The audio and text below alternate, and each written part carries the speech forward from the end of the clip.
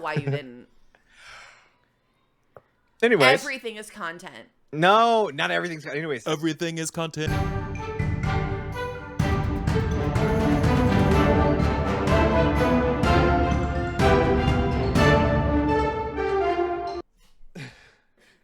Hi, welcome to Dungeons & Degrees. My name is Adrian. And I'm Alex. And today we're with Cameron of the Panic Table. Hi, Cameron. Welcome. Hello. I wanted to talk to Cameron about the Panic Table, especially the event that happened in Gen Con that it was like 75 potential players. Adrian, we said we would never speak about what happened. The allegations. I'm so sorry. Ugh. Yeah, no, with the Bloodfields at Black Star Station, a massively multiplayer Mothership immersive event, where, yeah, for the first time ever, people were allowed to hunt each other for sport at Gen Con, and so it was absolutely wild. I would be tickled pink to talk about that and other things today. So it was like a big game of tag, right? With knives and laser beams. Done. Podcast over. We got it. Tag is another man's stabby fest. I don't. That's the T-shirt. You're welcome. Next year. Thank you. Yeah. Next year, yeah, for your next Bloodfield game. One man's. Okay, so I literally have no idea what happened. So do you mind talking about it? Yeah, let's start there. 5 weeks before Gen Con. No. Yes. 5 weeks before Gen Con, we had made it through the process of applying super duper late to put on an event or two. And it was our first time ever doing anything as the Panic Table at Gen Con. And so we thought we'd start small and do a live show and a 75 player game of Mothership just to kind of ease into the tub of things. And I think one thing I've really learned in this year of making stuff is maybe aim low, like under promise, over deliver. And in this case, I was thrilled because, largely due to the efforts of the team, we both overpromised and then just met those promises. Like it was bananas. It was extraordinarily. I do think in the like earnest prayers that happened at the FedEx as I was printing off pieces of the mega game, 7 a.m. the day, like 2 hours before the Bloodfields popped off, that God was like, hold my beer, I'm going in, as far as the Bloodfields, because my friends, it was exquisite. But 5 weeks before Gen Con, I was talking to my frequent collaborator without whom none of this would have been possible, Silviana Russo, genius by her own right and story producer on our shows. She makes video games for people to play in real life. She designs ARGs. Just as kind of a casual hobby, is an unstoppable force of nature. But Silviana had just come off of designing one for a big camp event, and I was like, hey, yeah, we got into Gen Con, we got about 5 weeks, and she said, you need my help? And I said, yes. And she said, normally a mega game like this takes about 8 months or so to really prep. So it truly, shucks to my lord, like that we flew the box the plane was supposed to come in, and it's just people holding on to the flaps as it took off. But my friends, it was bananas. So the Bloodfields at Black Star Station is a beloved module for Mothership RPG. And Mothership, if you haven't tuned into the Panic Table, is what we do most of the time. We're expanding our fins into the murky waters of horror in general, but Mothership is kind of our home base in the first season of our show and other stuff, and I have it on me at most times. I just freaking love it. But the Bloodfields, the Black Star Station, is by Meat Castle Gameware, designed by Christian Sorrell, and it's this deep-fried laser punk zine, an OSR dream that's basically the Hunger Games or the Squid Games. You're a team of people in a death match, and the map is shrinking as you have to fight your way out. There's a few roll tables. It's really good. And I was like, oh, if we're gonna play a massive game of Mothership, it needs to feel like Mothership. And so, talking with Sean McCoy, who created Mothership, because he was like, you want to do this? This could be cool. And I said, yeah, let's do it. Let's casually 5 weeks out make a mecha game. We were kicking around ideas for what that should be. And so he was like, what if it was like a Starship Troopers, Marines versus Bugs kind of thing? and that could be like the tournament. And we both landed on this idea that like that's not really Mothership-y. Like Mothership is this highly cinematic internal journey of like dread and panic as things get worse on the outside. And so it's not like a D&D mega game. It's not like Pathfinder where you slay some dragons, take over a castle, do whatever, like kill the wizard or capture all of the golden camels. I'm going to be real. I've never played a D&D mega game, but but empirically it's different, right? And so we needed to find a shoe that fit, and we had kicked around ideas about like a fleet armada where every table was a different ship, and it would be like ship to ship combat. But in an OSR game, surprise, like combat is super duper short in Mothership, especially if it's ship to ship. It's like, oh no, a space laser hit you, your hull breaches, all of you die. That's the end. And so we were like, that's boring. Tra la la la la. We thought of Bloodfields and was like, oh, like this already exists, like a massively multiplayer game in world for a fictitious TV show.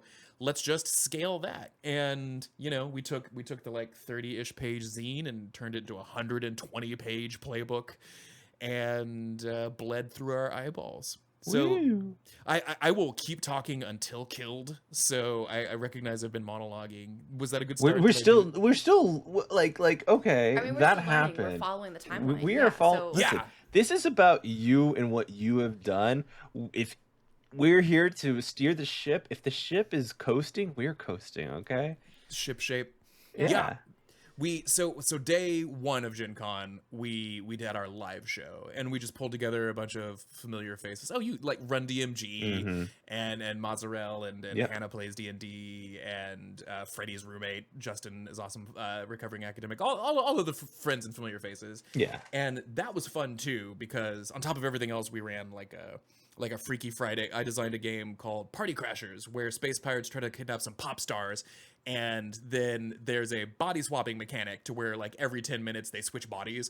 And so so everybody's like getting up and moving to the like character sheet to their left, and that was bananas, insane. That in and of itself was totally crazy and very cool. And so that was day one. And then instead of partying or I did go out to the start playing. I saw at least Adrian that night. And an exquisite mustache, if I recall. Yeah. It was quite the mustache. That only lasted until day 3. Bring it back.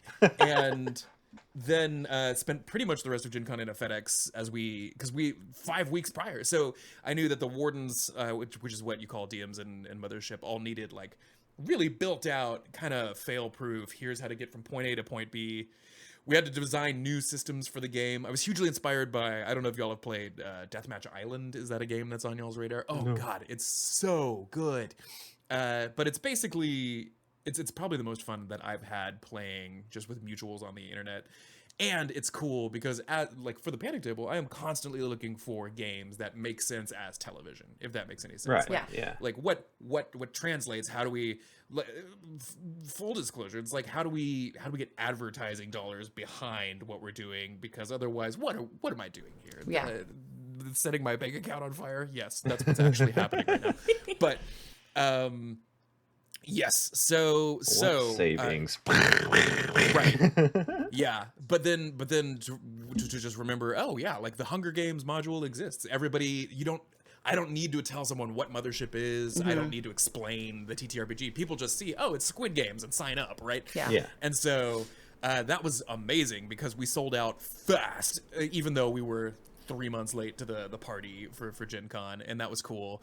And it was, like, it was $50 a ticket, and honestly, I think like we're, with plans ahead, it could, like the amount of value so much of the value from the game came from that we had 18 volunteer GMs, which in and of itself is bananas. I don't know how that many people jumped on the Good Ship Panic Table and stayed there. We had 4 cancellations the week of, which was like one guy had 102 fever the morning of, and we had to like hot swap them with a friend that was running some games for Baldman. One of the Baldman games.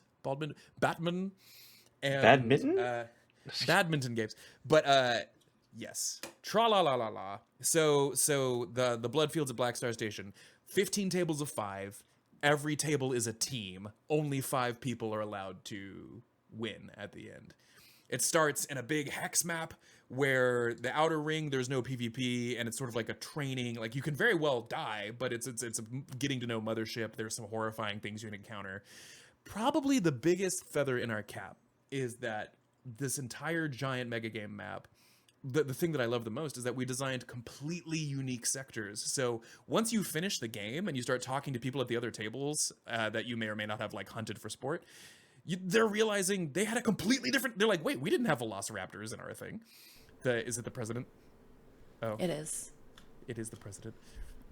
I couldn't tell if this was a bit, but it looks like it's real, and I'm gonna move past it and not draw attention to it.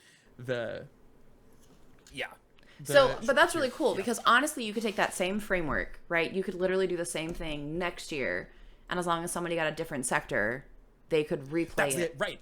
Exactly. So it has huge replay value because like whether it's like the haunted golf course or the like Mad Max airstrip with no lights and night vision goggles, or like the solar fields that just have a single sniper and that's your only problem. And oh gosh, that's my favorite one. So that was a feat, and Sylviana carried the brunt of designing the outer rings. I did the inner rings, and then I also played the like President Snow style villain that would occasionally interrupt and be like, "Hello." I also like his name was Rin Sinclair, and he talked like this the whole time. And so by the end of Gen Con, this was gone. Yeah. Could not speak, shredded to bits. But he would pop in and do fun things like turn off the gravity, or Gatling guns filled with nutrient paste would like pop out of the ground, scare everyone, and then heal them, kind of a thing. And everything was bananas because we did it for the sponsors, the fictional sponsors in World. And so, yeah, there was a like system built in, so people are doing insane things to get the like fictional sponsors to sponsor them in game in order. It was bananas.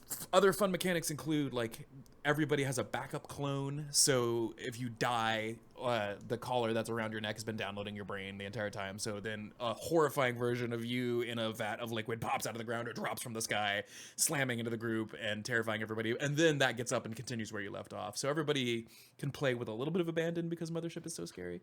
But then after you make it through the first round, which was like an hour and 15 minutes long, then it's open season, and suddenly you can go in between tables. We had PvP DMs who were specifically there to be neutral arbiters between tables because, yeah, and just kind of observe where people were on the map and be like, oh wow, you encounter each other and you fight. Here's my favorite thing about the Bloodfields at Black Star Station. Favorite observation. We incentivize performing to the camera, whether that means being heroic or dastardly. Like you can be a bloodthirsty murder hobo, and that was a way to play the game for sure, but you could also be valiant and open-minded, and like the point was performative behavior, but not in any particular moral direction, if that made sense. And so you had people doing all sorts of things without exception. No, that's not true. With a single exception, Adrian. Thank you. With only one exception, every attempt at diplomacy between teams ended in horrifying bloodshed, like pure insanity. Like people be like, "Let's not fight. Let's take on them." And so, yeah, like I think culturally that's astounding, but also I guess checks out.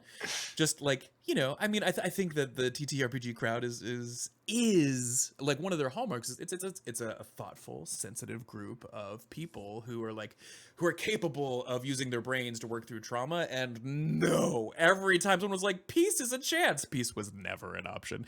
And so, with the notable exception being, when you're playing the Bloodfields, you can as a team run away from what's happening. If it's from a non-player horror in the game, if the like slasher style phantom clown haunting the golf course is after you, you can run away from it if you leave one person behind. Mechanically that just works. It's like your teammate is like, cool, I have a last stand situation, I die, but in doing so keep the horror at bay for like, 15 minutes or something like that. Well, if it's PvP, to honor the dice, because like, hey, who knows? Like you still have to leave someone behind, but like if they roll well, you might have like a Rambo situation.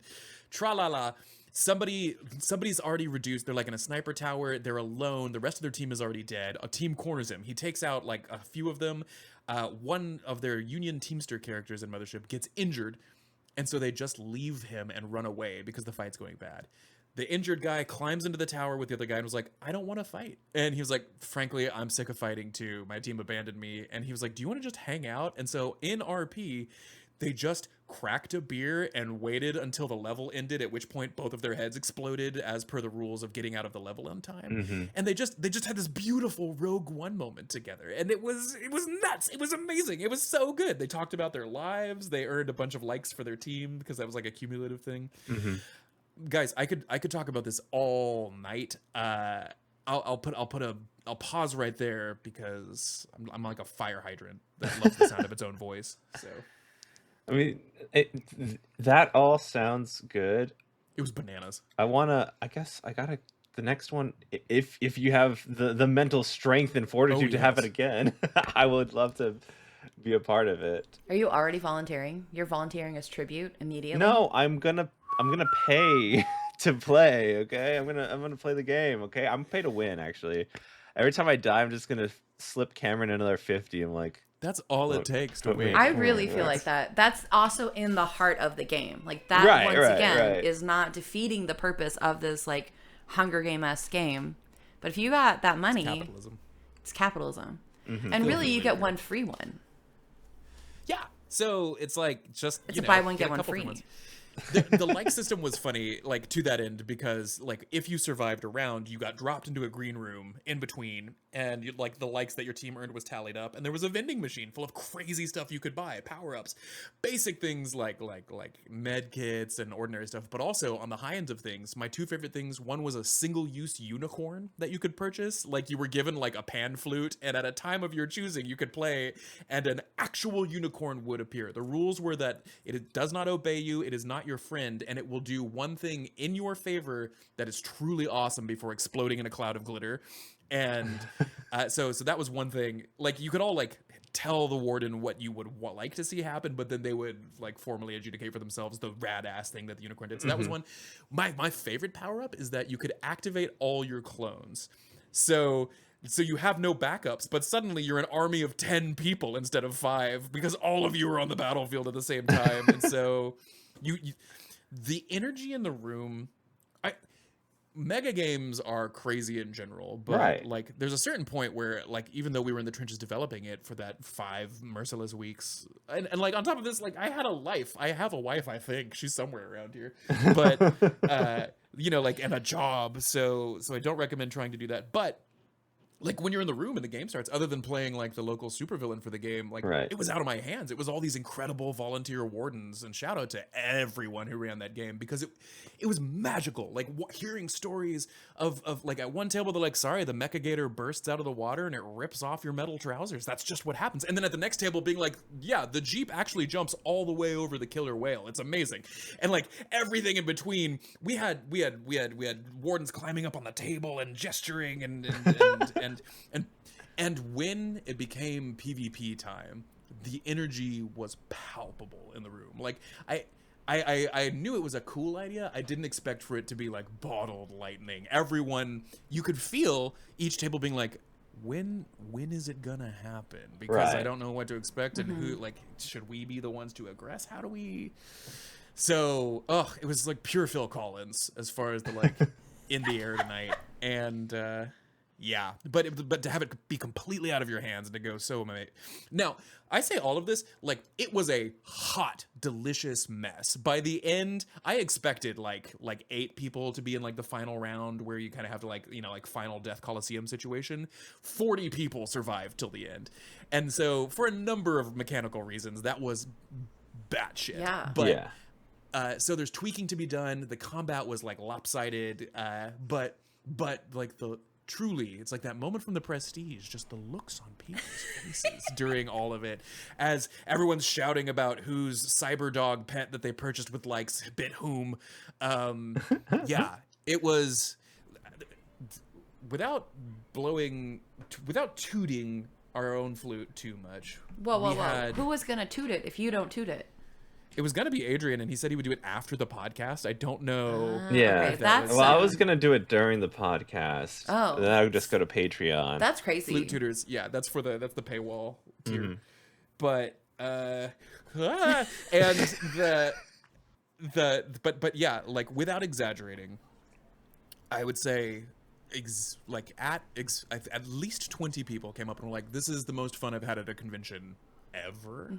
And being on the other side of that, where we're like, we taped this thing together, like it is a miracle, and I'm thankful. And to your point, Adrian, like we're looking at PAX, we're looking at like the con circuit for next year, like how do we turn this into a thing? Right. I'm excited because I think the big picture is going to be that like the blood fields, the qualifying rounds at like different national spots are actually for the giant game that happens at Gen Con, which is if you survived round 1, you qualify to be in like the Gen Con big finale. And like every American, I think we watched the Hunger Games and had the totally wrong takeaway of this looks so fun. And that's why they made the Squid Games, and it was still a hit the second time around, you know? Why not a third time around? Right, exactly. And so like there can be different themes year to year. I'm just this year's theme was too much of a good thing. So it's like, oh, there's not like an ammo cache. There's like you open the door and like thousands and thousands of bullets come out. Like you have to find the right ones in the pile because you only have an hour to get out of the Oh, you guys, it was bananas. What did you do, like, as someone who was, like, monitoring the thing? Were you just walking to table, making sure everything was fine? Like, what was your job during that? So a few things. I was playing Rin Sinclair, the game maker of the situation, who like ran the blood fields of Black Star Station. So occasionally he would pop in and be like, uh-oh, our in-world sponsor, who is very much similar to Headspace, has purchased the next like 30 minutes of airwave time. And together, like, we would play Inya and be like, for the next 30 minutes, it's impossible to gain stress. And so like people's like arms and and that was like in a situation where they had to sort of like the plot of the movie Speed. In order to survive the level, they not only had to like not get killed and make it to the inner ring, they also had to have a stress level between 8 and 13. So you had people like popping pain pills and or being fine, but getting to the end of the level and being like, I need you to shoot me in the leg right now or I'm not going to survive, because my stress is too low. And so in the middle of that, having 30 minutes where you simply can't gain stress and like, who can say where the road goes is playing as grenades are going off, as the Free Willy moments are happening, the Triceratops Rex breaches its pen, etc. Unhinged. So I was doing that, and then like any like mega game, there's just things where like some of the volunteers are like, never had this use case, and an arm would go up and me or one of the other like administrators would run over and kind of adjudicate that situation independently. For the when people kind of fell out or died within the game, did you see people like, hey, I got a dip, or did people like congregate? That was the crazy thing. Okay. So like, yes, there was, I would say, you know, like there's like maybe, but like of that group, only maybe 5 people were like, I'm gonna go to the next thing. Because that was also Critical Role night, so you had some people who were like, it was like 30 minutes outside of town, so they had to beat feet. But more importantly, when people died, and Sylviana was huge in this because she played the in-world sponsorship negotiator. When you were eliminated from the game, you were given a likes budget, and you got to roll up what company and or weirdo investor interest group you represented, and then arbitrarily award likes to teams. So you could float around the room hearing the crazy stories and being like, that deserves 50,000 likes from Blast X Wilson, a Gelato Family Heavy Materials company. And so you had crazy stuff like that. We also, one of the big things that kind of ties into your question about what I was doing that we want to make more space for in the future is we had visuals and a big projector and that kind of stuff, but a plan we had to scrap just to make sure we were honoring people's times. We only had like 5 hours allotted for the game. I would love to have like longer breaks, more snacks, and like water and stuff available, but on top of that, one of the plans was like with our camera equipment and stuff, feed it into the screens and have halftime interviews, like ESPN style, where we're like interviewing people about highlights from their stuff and awarding likes and having that Caesar Flickerman moment of like, what was it like killing that man with a pool noodle, which absolutely happened in this game. And so having those moments too, because another cool thing when you died, you got a lovely ribbon that says I died at the Bloodfields Gen Con 25. And then you were led over to the step and repeat where you could give your death testimonial, kind of like a post-game, like, just talk in or out of character about the game and how it went for you. And those stories are nuts. I'm looking forward to some point this year cranking out just like a mini documentary about just it. Because I like now, what has it been, a month since Gen Con? Maybe a little more or less. Yeah, just only a little, like 2 or 3 days less than a month. Yeah, and I'm already looking forward to the next one and figuring out like how do we tell this insane story of what happened, because just a bunch of wackos came together and made something truly astonishing out of duct tape and love. I don't know. I mean, that's I really, don't. though, any TTRPG, right? It's the, like, half the time I feel like I play a game and it's, like, one of my best games. It's like, I looked at this character sheet 2 times. I may be missing things. I'm pretty sure the math isn't mathing, or I have all of these other things that I can do with my character and I'm not doing them. Right. But it doesn't matter. Like, those are not the parts of the game that you remember. So I think even having this, like, grand scheme of an idea, it being held together by duct tape is still very much in the vein of like any TTRPG I think anybody's ever done.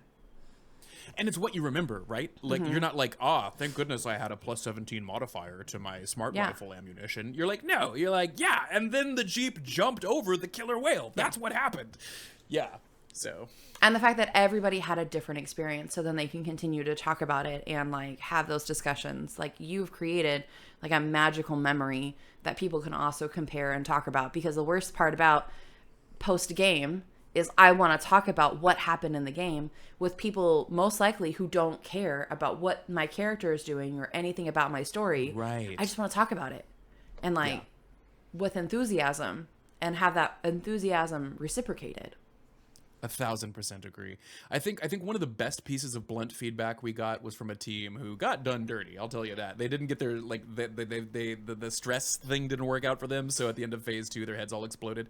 But in the midst of that, like on the feedback survey, one of them had a comment that was really useful, and that they're like, I don't see why I would pick any character class except Marine for this. Like. And Mothership really sparkles because it's got like the scientist, the stranger than human android. It's got the Union Teamster, all of who bring different like weird, interesting things to the party. But in a game where you're killing each other for sport, he made a fabulous point of like, why would you be anything but a killing machine in this game?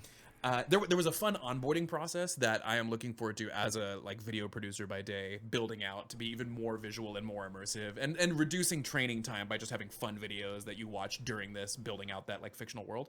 But where like when you walked into the room, if you came with a party of 5, amazing, that was your team. We also had a like cosplay contest that I wasn't sure people were going to participate in, and like we had at least 3 tables who went like bananas specifically for the Bloodfields. Hell like yeah. full cyberpunk armor insanity, so cool. Yeah, because I just sent that email out like 3 days. I was like, by the way, costume contest, please consider, and people did it. So cool. It was like, God, it made the footage and the photos so much better. But yeah, escapees from the Matrix kind of a situation. But in the onboarding process, you sit down at a table. We used pre-gens, so you're not spending time rolling up characters. And there's like basically 3 main flavors for every one archetype. So you're like, oh, I want to be a Marine. One was like, this guy likes blowing stuff up. One was, I'm actually an administrative Marine. Like I don't like I'm some sort of captain type person. You know, I'm not here to. And then like one person was like, I like fire.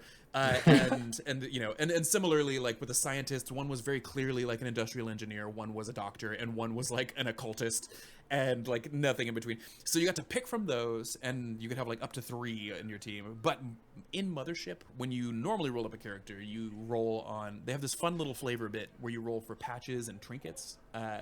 And it just there's no point, like they don't, it's just to give you flavor. Yeah. And so this shout out to Sam Sorensen, who was one of our wardens and devised this idea. In all the playtest we ran, we realized that if you're just randos, especially at Gen Con, but in general, like if you just join a game and you don't have a reason for team cohesion, then when you're in a survival situation, you're like, well, fuck those guys, I'm gonna run away. Like there's no reason to fight for your friends because they're not your friends. Right. And so they would roll once your DM like welcomed you and walked you through like the entry process and like signing the like funny in-world waivers and stuff. You would roll on the patch table, and then once all 5 of you had picked a patch, all of you decide as a team which one of those patches represents all of you.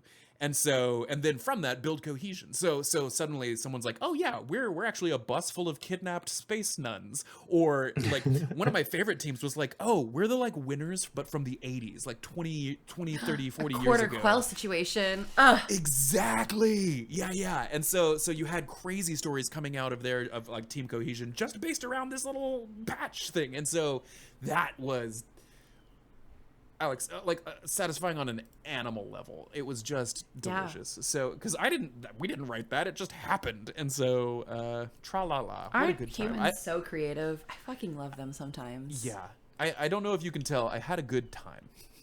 But Yeah. Such a good time. Stressed out at Gonna do it again. yeah, stressed out at Netflix at a FedEx. Stressed out at Netflix. That's why they implemented that Netflix and chill. That's why. Right, you have because of the earlier Netflix and stress. Yeah. So they needed to counter that, and it was a whole PR stunt. Where was I at? What were you saying, huh? Oh, FedEx. Yeah, no, fuck that. Like, I'm always stressed out at trying to order things last minute and make sure that they're all there. And then I'm like, cool. Do I have it all? And you're like, I have no idea. And the only person that could answer that question is the only person I'm talking to. And fuck that. I locked eyes with a man who was also printing out a bunch of weird shit at 7 a.m. in Indianapolis. And I was like, what game are you running? And he was like, we're doing the Dune LARP.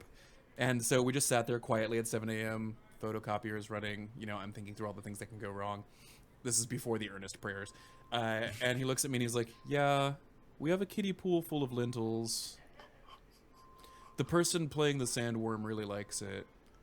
And like, zzz, zzz. I don't say a word. And he's like, I feel bad because we want to donate the lentils, but I don't know. And then he like holstered his backpack and walked out. And I'm sure the Bloodfields was fun, but the whole time I was playing the Bloodfields, I was like, what is going on in the Dune room? And more importantly, like cognitively, how did they get from Lentils. Oh yeah, mental lentils. Yeah, how like I kind of understand it, but how did they get from sand, which as far as I understand is available, that's a gettable thing. I get that it gets everywhere, but move from sand to a pool full of lentils and a person who I can only imagine is in some sort of like beige body sock. But who's to say? Zendaya, that's who.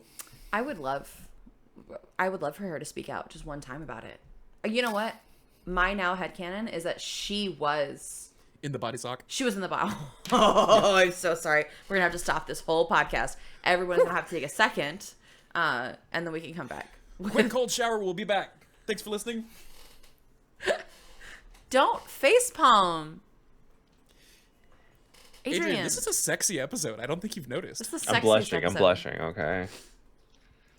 I think the lentils make sense to me because then you can pick them up.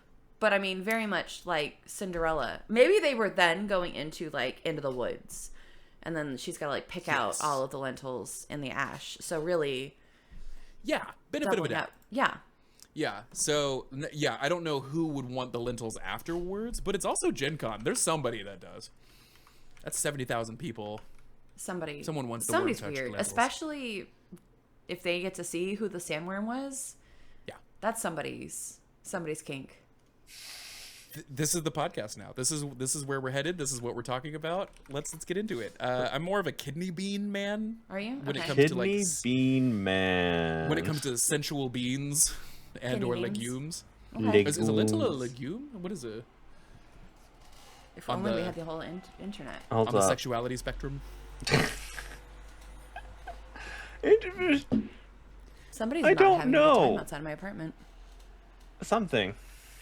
That's a whole something's that's a fire truck. Wow. Bye, fire truck. Speaking on this insane tangent that we're on, can I pitch y'all something? Yes. Yeah. So I've been thinking about like where do we go as the panic table, because we started off with our bananas like show, just popped out of the weeds with a Dimension 20 style like fully produced thing from Mothership in our studio, and then that was really expensive, so we haven't done it since, other than Dog Eat Dog, which I'm excited about. What am I talking about? Yeah, that's out there in the world, but I'm looking into like apparently people are having successful RPG podcasts. I don't know if you know anybody like that. We don't know anybody who's doing that. People are into oral entertainment. And so in that vein, I was like, how do we make a podcast that isn't just, hey guys, log in, we're playing a game, you can listen, because that's the game, right? Like that's what it is. And so I was like, how do we make it stand out? Because I don't think Mothership alone is enough of a hook. And so we've been doing some research, and I just realized it just needs to be incredibly sexy Mothership. Like, yeah, I the show is going low voices the entire time. And I'm not joking. Like No. we're going to make a super duper sexy, like somewhere between Game of Thrones and Bridgerton, like just like true to the game, scary, very OSR, very moody, very broody, but also like just extremely horny Mothership. And we're gonna call it Acceptable Losses. So that's my pitch. What do you think? Rate it, Sharks. I was gonna say 10, but that's because I like your ideas already. So Yeah, it's 10 hard out of to 10. say. Like, And then, can I be a part? Can I like out of? Oh yeah. I mean, that's the follow-up ask. Okay. I would love to have you on our incredibly sexy I show. for whatever reason I will. we have what to do fly you- out to where again? I don't even care. It's a podcast. We'll do a remote See? We have to fly out to where? To, Oh, to we. decide? Oh, yeah. You're right. to You're Brooklyn. right. That's right. Cameron's got That's that where we are. red light on the back, so yeah, already setting up. Yeah, like, and we'll do some episodes for the Patreon and then some for the OnlyFans, and we'll figure out which goes where. I mean, we've got fans in one, so just a very windy room. Do y'all know Apocalypse World, the system? I've heard of. Isn't that this? Does that hold a bunch of other systems in it? No, I'm thinking of something else. No, I am no. not well schooled enough to actually know the answer to that. I but- don't. So many games. For the 4 people who are really interested to know if a lentil is legume, the answer is yes. That's where the degrees part comes in here at Dungeons and Degrees. Yes, It's- truly. We ditched the original idea and we've just kept on this. Just giving out facts. Oh, is it powered by the apocalypse? yes. Okay, so I have an Yeah. understanding. I just don't. The setting itself, I do not know. Well, so like taking a page out of their book, and I think I'm gonna design like a module that, of course, we'll like put up for like $1 on itch.io. It's here first, so I've said it out loud. It's going to be trademarked by just being on the Dungeon and Degrees podcast.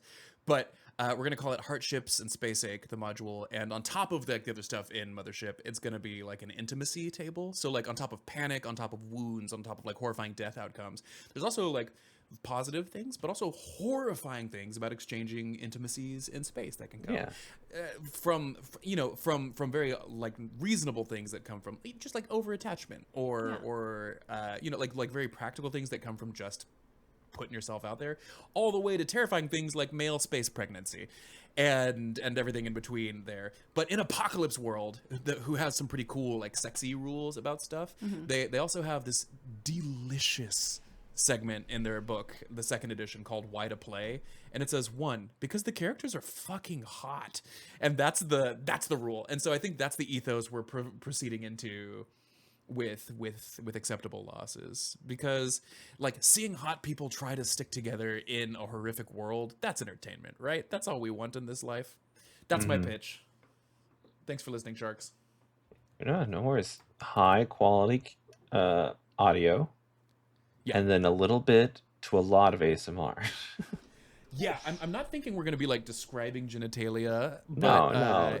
but yeah, to the level of comfort of the players. Just- but Fingers brushing hair behind an ear. is this picking up? Yeah, I can hear it. It I can hear is. the beard against the It off is. screen. And it's a metallic pop screen, which is the worst part, right? So then, like, Oh, so yeah. it's an Android. Yeah. Wow. Here we are. So Watson is that's actively crying over that. I can hear him. That's so funny. The dog deserved it. No, just kidding. So that's my sexy pitch. I didn't plan on bringing that up, but Well, here it is. Yeah. How does one make a podcast sexy beyond the things we've already said? Is there any other things that you have like, all right, this has to be in the podcast to make it sexy enough? Adrian, can you answer that question? yeah, I was gonna Me. actually throw it right back at you, bud. What would make it sexy for you? No, me. Oh, you would make it sexy for you. Yeah. Yes, Ah. but jokes aside, seriously, I'm actually fascinated what the two of you would think. Like when someone pitches you, like, no, it's a sexy adventure podcast. Like, what does that mean to you? You know, as a girly that reads smut, I never want anything to happen. Honestly, if I were to give you like my honest truth, I never want anything to actually happen.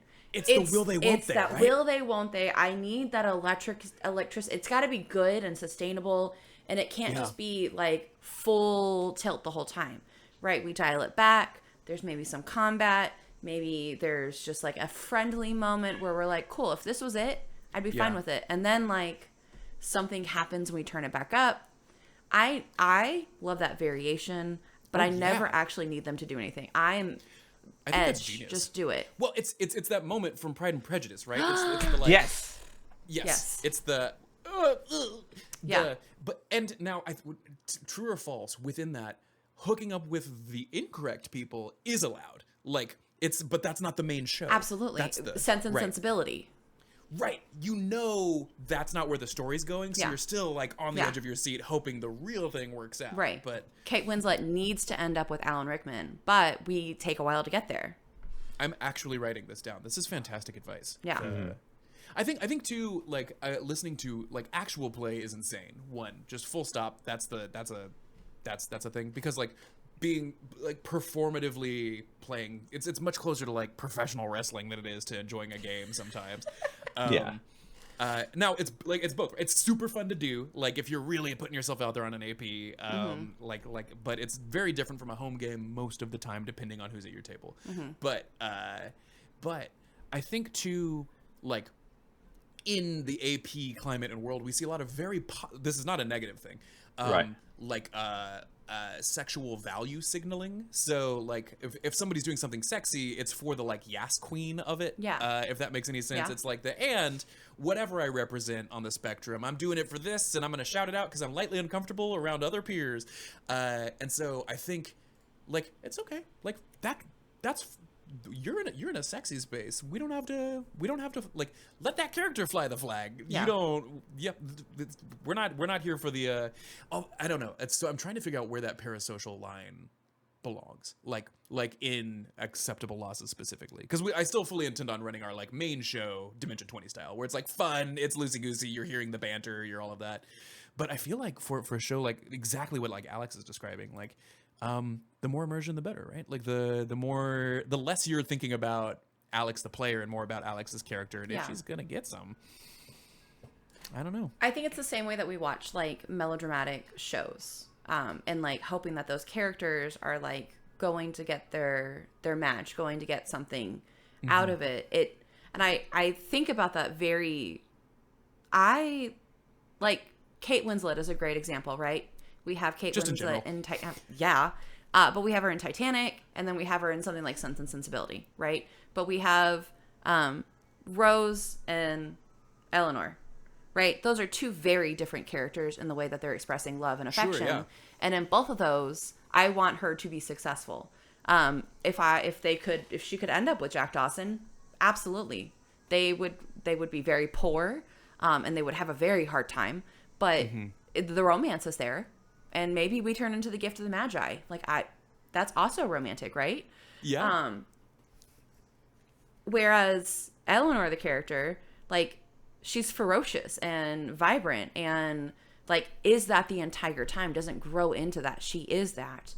And then her falling in love with like Colonel Brandon is just the sweetest amount of love. So like, it's beautiful. I think when you have that setting at the table of like, hey, the expression, we don't have to name that we're being sexual for whatever reason. We don't have to name these things.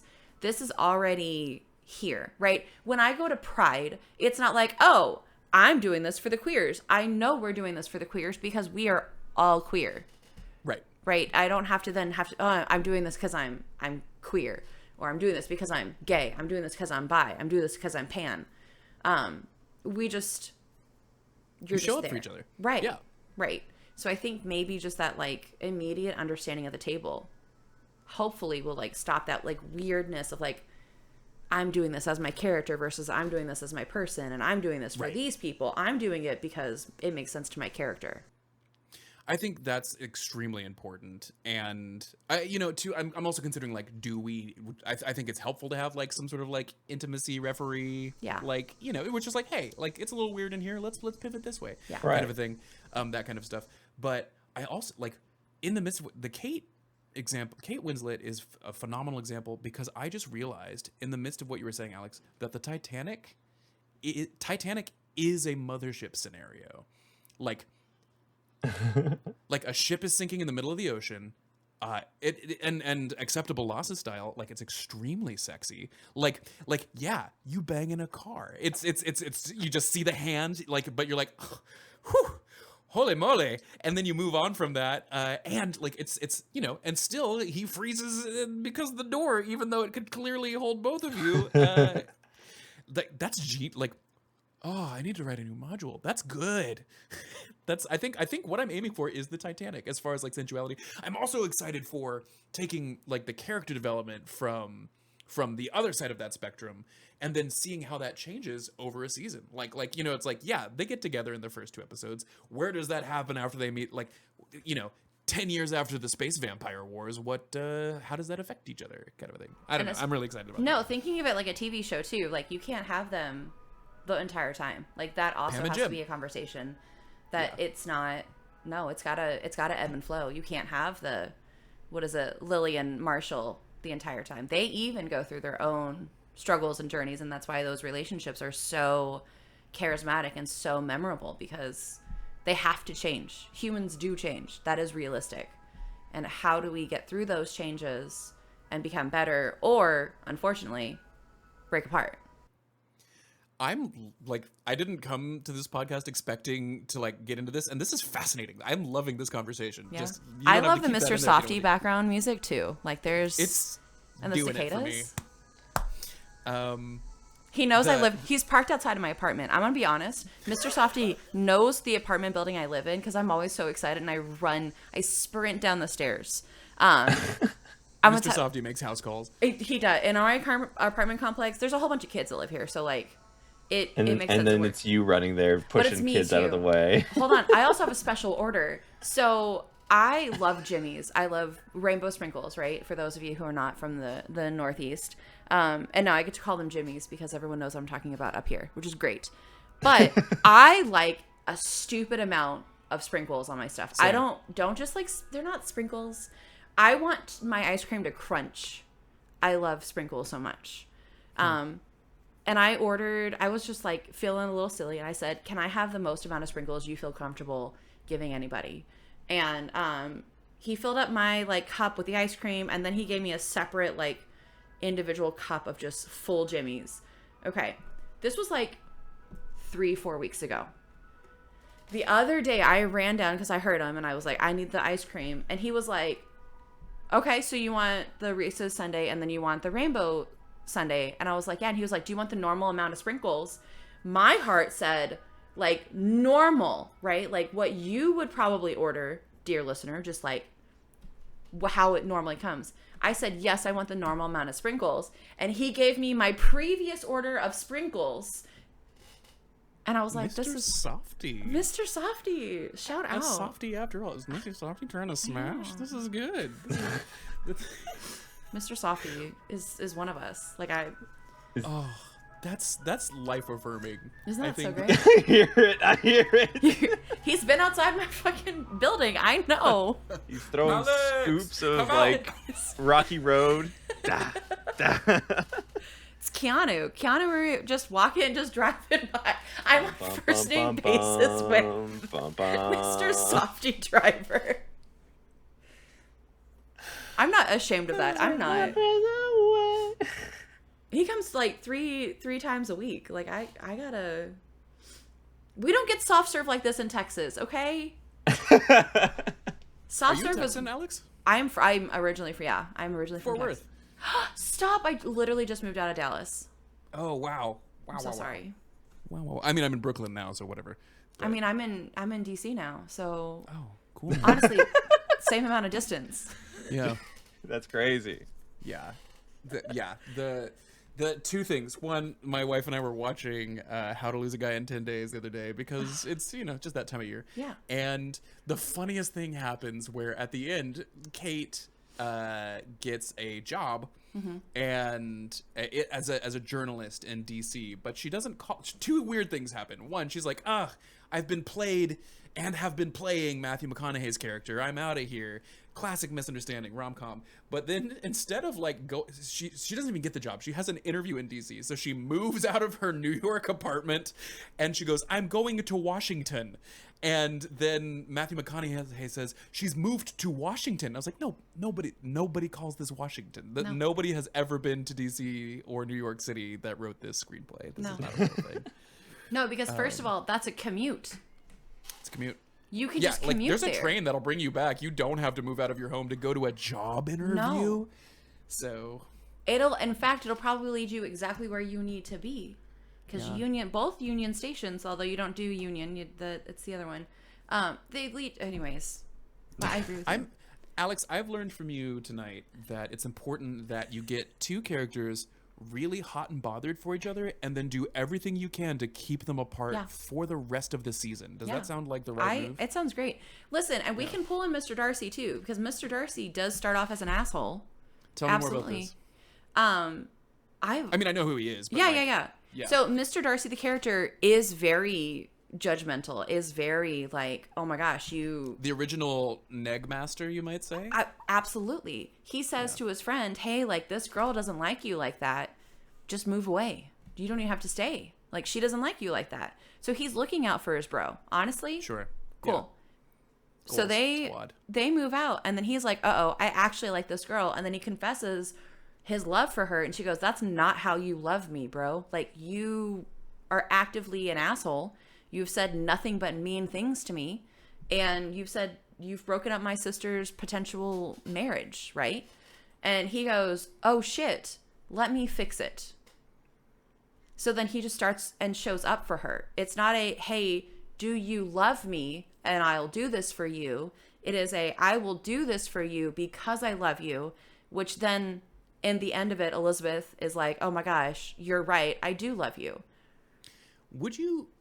One, Adrian, you're so quiet in all of this.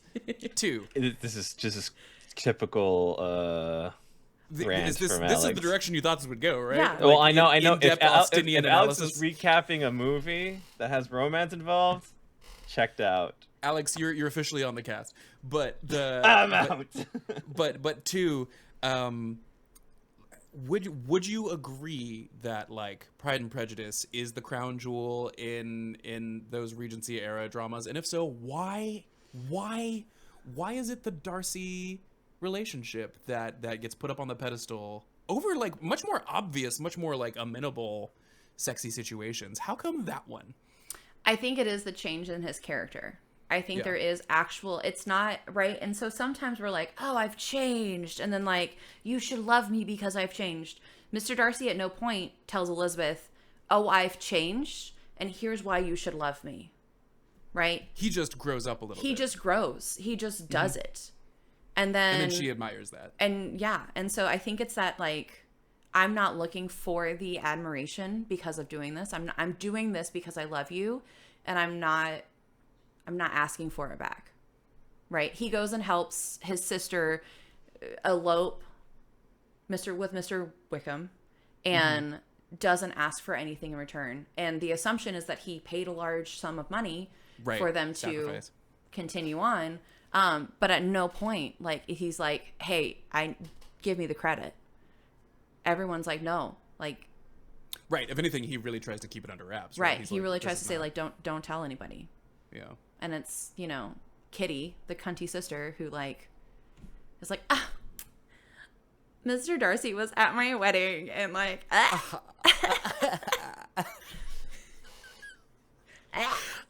he was there. Oh, my God, I shouldn't have said anything.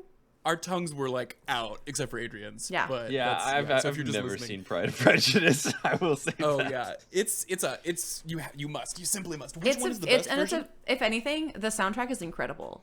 And are you? What? Which one? Who is Darcy Prime? Colin? I'm not.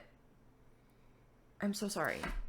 Who's What's his name? It's the end of time. You get to preserve one Pride and Prejudice. Which one do you choose? It's 2001. The 2001 one? It's 2001, Pride and Prejudice. Yeah. I have a fun little flute to toot again. We're back at Flute Tootville, everybody. I directed a Regency era short film about 2005. I'm so sorry.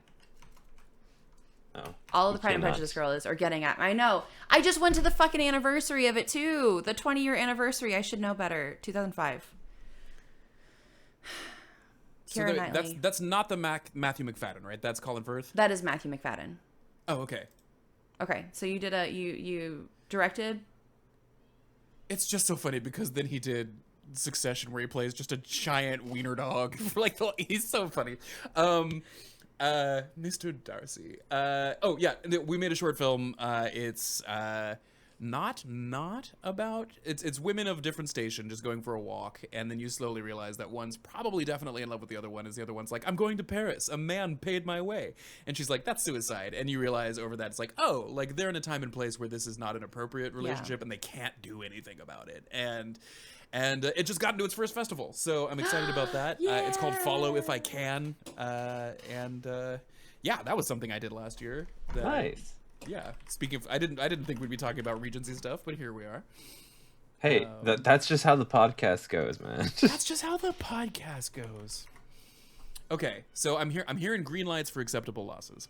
Yeah. Do we like the title? I want it hotter. I don't know where I'd go though, but I think Alex has a better tune within that realm than I. Here's my challenge to you, Adrian, because I know you're a little weird about flirting with your friends, and that's I'm working on it. I'm working on it. I can see you sweating right now. Let me throw something out there. I think that's also a valid exception into a story like this too. Of like, how do you navigate when you do feel uncomfortable in those relationships? So really, it could be a practice of like, everybody at the table may be a little sexy, but like we also accept that there's a person who's not as romantic, or maybe is romantic but is not as lustful, and like there can be space there, because I think, you know, that's how life goes, that people have and experience different types of romantic feelings for each other. Yeah. And that is not necessarily like a thing that'll get you out, right? That shouldn't just disqualify you. Adrian, just tell me how you feel. I feel very welcomed. Oh, that's cool. Yeah. Thanks for being on my podcast. Yeah. Thanks for letting us be here. I was just thinking about, I don't know, this is like kind of talking about Gen Con, how I felt talking with you, just very welcomed in your presence. So I really enjoyed talking to you and meeting you. And I think there are rare electrifying moments in this world. And like Alex, we vibe. This is cool. Yeah. I look forward to more conversations. But I think we met at the Doctors Without Borders party, and I was done. Like I was at the end of the day, and I was spent. I detected this and took no. And that was not for you. That was just. Yeah. That I was like, vibe. Alex is tapping out. Yeah. But I think in this life there are rare electrifying moments where two men lock eyes across a bar, and it's not about animal urges. It's not about. There's just destiny unfolds, and you're like, that guy will always show up for me. And I got those vibes immediately from Adrian, and I was like, pig nose. It was instant bromance. Yeah, I can't remember what you were cosplaying. Porco Rosso. That was what you were wearing. Yeah. The first Gen Con. Yeah. The first Gen Con. Shit. Depends what day. Because that's when we met. Was a year prior. Yeah. You were talking with ARPG.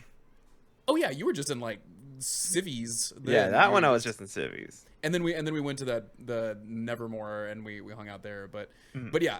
Anyway, I just knew, like there was no wondering. I was like, I think we're friends. I think we're good friends. I don't know what to do about this, but here we are. I'm gonna make Adrian really feel embarrassed, but there's nothing to be embarrassed about. That is Adrian. You have just described Adrian. Adrian will show up for you if you need it.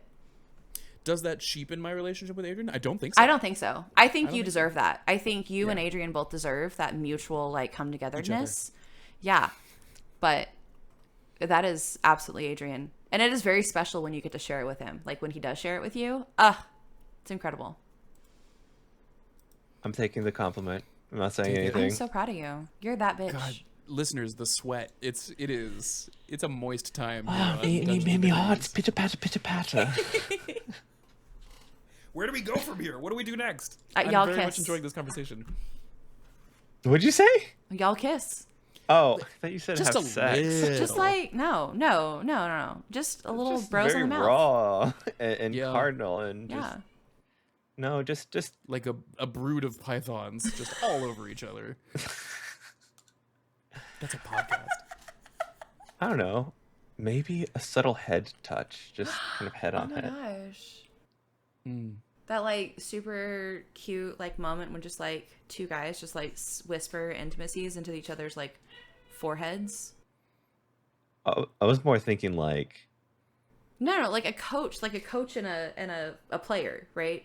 oh, I was Like thinking more head mutual, where it's like exhaustion, but understanding, no words, just head on head. Oh. Just I don't know. Like a couple of sperm whales. Yeah, I think their beaks get in the way, don't they?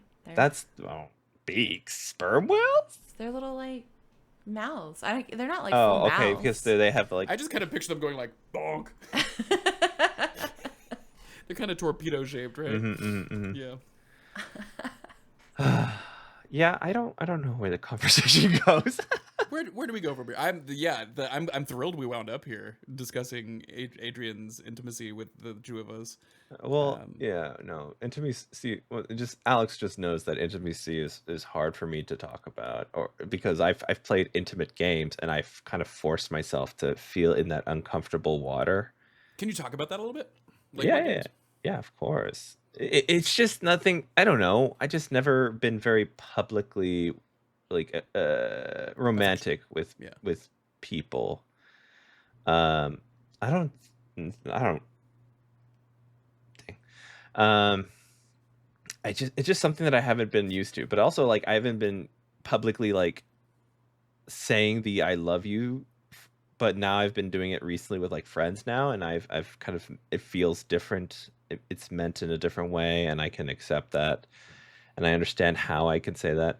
And then with this kind of like romance, even in play, I think it's that same barrier of I can say this and it means something else, and that's okay, kind of thing.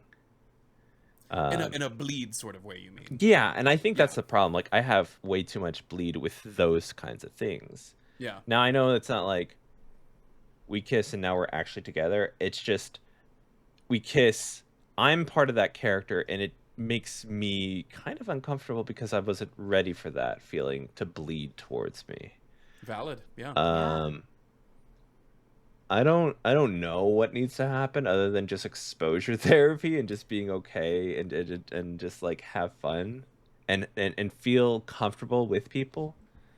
And I think that's just the big thing, just comfortability. Thank you for being vulnerable about Yeah. that. It's what if the I think sort of salient to Dungeons and Degrees is like what games what is it ones where like romance was the point or Yeah, it was thirsty store lesbians, so just of course. straight up just talking about emotions and having the like romanceable things and talking about it. And I was just like, I did this to myself because I said I wanted to try new games, and I did. And this is like my first time playing it on stream, and and then I counteracted that by eating a hot gummy bear and having to What? stop stream. Well, it was after. I just had to like. Yeah. It was the immediate I should punish myself for having these feelings. Probably. Yeah, it's my Catholic guilt. No, just kidding.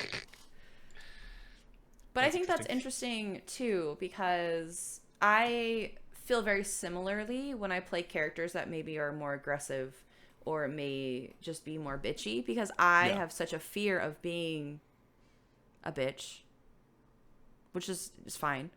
but like I don't want to fully develop those characters, even if it makes sense for that character or if I've written them that way, because I don't want that bleed over into my own personal life.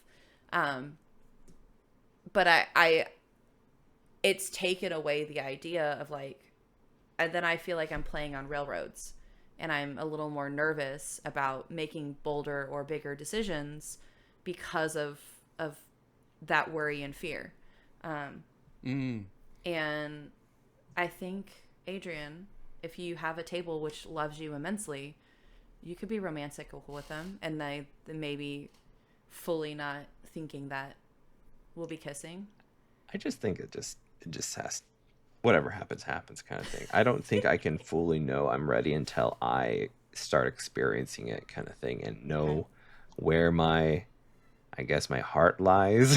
I don't know. So you're in your romance experimental phase. Yeah. We're in Adrian's hoe era. I'm not a hoe. It's the hoe era. It's okay. It's Adrian's hoe era. You heard God. it here first. That big skank energy. I think, Adrian, me saying your hoe era is like me saying it was selfish summer. I think it's the same level of like, Okay. yes, we're saying it's gotta a hoe explain era. Selfish summer. Selfish summer was the summer that you and Adrian met, right, Cameron, at Gen Con, where it was selfish in that we were asking for our needs, our basic level needs, and doing things that made us feel like we were being selfish. But to the outside world, it was just like, hey, I need a date I need a break. Like, hey, I just need to like take care of myself. Our version of selfishness was to put ourselves on the back burner, kind of thing. Or not to be put not ourselves selfish. in the back. Yeah. Yeah, To exactly. not be on the back burner. So to be selfish for us, who were very individuals who kind of people please, was to ask, hey, here's my needs that I kind of need right now, and that was selfish. But it worked. It broke out. We realized that we weren't being selfish. In all actuality, it was just us trying to saying things, and guess what? People were receptive in a positive way, and it was crazy. Right. Totally different from my shellfish summer, which had a very distinct scent. That's wild. Yeah. How pervasive does that scent become after a selfish summer? Yeah. It is immediate and it is widespread. Okay. Like children notice you from a block away. Okay. It's not dogs seek you out. Yeah. It was weird that you were also accompanying it with like a full oyster costume. Yeah, that was my sneaky little treat for the world. Thank you. Be the pearl. I love that. But yeah, I think in the romance sense, this is your hoe summer where you're just like Fooling around. yeah, talking about your feelings, just Romantical. romantic. I think too. There's really like that's its own kind of Darcy arc where it's like, oh, he's stepping into the water, like just like because I think that like every audience member wants to empathize with a character who's like, I can help him grow, I can help him change, I can like if. It just takes the right kind of standoffishness or attention. Whatever the blend of those two things is. If he could just, oh, there he goes, he's changing, and that's my guess. Yeah. I don't know. No, I mean, I think that's something we'll find out. Yeah. Will I have a Mr. Darcy moment? I don't know. We'll find out. Yeah, would you two want to be like your own like thing, like faction on acceptable losses? That could be fun, right? Because like Game of Thrones style, there's like 16 different threads going on simultaneously, so I don't think any. Yeah, don't put me and Alex in the same room. We're chaotic. That's kind of the goal, it's in the chaos of like I have a certain way of doing, and Alex has a certain way of doing it, and it just we butt heads. Really? Yeah. It's been a while since we've played a game together, Adrian. Maybe. Yeah, it has. Maybe we've one or changed. both of you have grown. Yeah. Ooh. I highly doubt Alex has grown. I'm billing y'all for the therapy. This is. I don't think she's. Alex has been working on trying to be stable. Because life is kind of crazy. You mean like stable at the table? Stable no, at the just table. like stable. That's the spin-off Just, like, podcast. Listen, we could have this is a whole other episode, whole other hour we could get into this with this nonsense. But yeah, the cross this was in the last year. There's been a cross country move. There's been a divorce. There's been obviously a job change because I moved. Right. And yeah, and I really feel nervous now. You have your fingers up because I'm like, those are not enough changes. Those are not enough things. I've changed partners. Yeah, I lost a dog. Like, not because she's not alive or not because she's dead, but literally because my former partner has her because that was his dog. Yeah, Valkyrie is technically over a year. It's fine. I didn't know that. I didn't know where it was. No. We lost Val like, I don't know, 2020, June of 2023, 4. I don't know where we are. Before. I don't know what year it is. I don't know what we're doing. Lots of changes. Yeah. We're in a period of growth. I'm about to get a snake tattoo, if that helps. Just like.